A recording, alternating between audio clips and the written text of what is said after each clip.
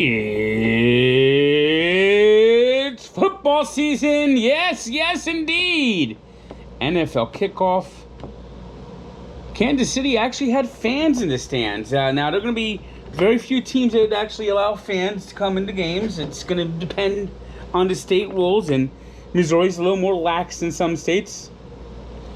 So, there are fans in the stands, about 17,000, which is just a drop in the bucket compared to the 77,000 that are usually at Arrowhead Stadium. But it was a little nice to see some of the fans, although,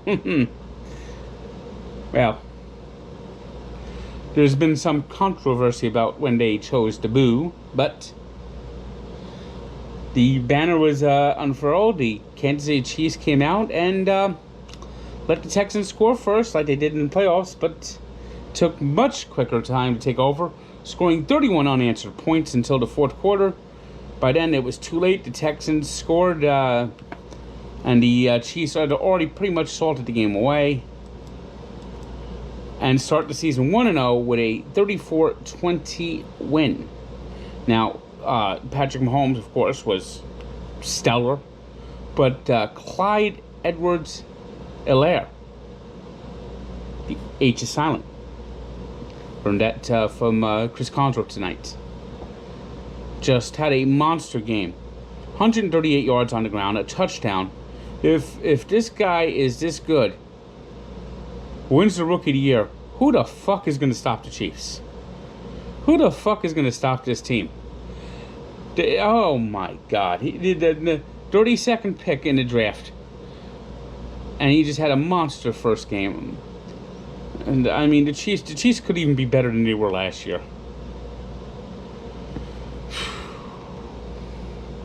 So there's the first game of the weekend, Thursday Night Football. We're underway. Of course, today is September 11th. And I should mention that it's hard to believe that we had 19 years now. 19 years since those terrible attacks. So think about that today as we move on to the NHL, and Antoine Kubadin standing on his head. I mean, the Vegas Golden Knights got to be wondering what's going on. The last, the first was Thatcher. For the Canucks, now it's this Antoine Kubadin as the Stars win 3-2 in Game 3, now taking a 2-1 series lead. Meanwhile, in the NBA, it was all Lakers, just like the first round. Lose the first game, dominate the rest of the way. Crushing the Rockets, 110-100, take a 3-1 series lead. Turn out the lights, the party is over. Baseball, Mets off, Yankees rained out. Cubs beat the Reds, 8-5. Cardinals, 12-2 winners over the Tigers. A's 3-1 winners over the Astros. Angels beat the Rangers 6-2. It was the Tigers. In the first, the Tigers won 6-3, so it was they split that game, that doubleheader. But the Cardinals, of course, winning the first game 12-2, and the Tigers winning the second game 6-3. Braves continued to score runs, and they clobbered the Nationals 7-6. It was Brady Singer bringing a no-hitter into the 8th inning before he allowed a two-out single to the Indians as the Royals beat the Indians 11-1. Marlins rallied to beat the Phillies 7-6, opening a 7-game series. This series this weekend is going to have a lot about who's going to make the playoffs in the NL East. The Red Sox got a homer from Bobby Delback for the 5th straight game as they beat the Rays 4-3. Red Sox are playing a little bit better, although playoff hopes are pretty much slim and none, and Slim just left town.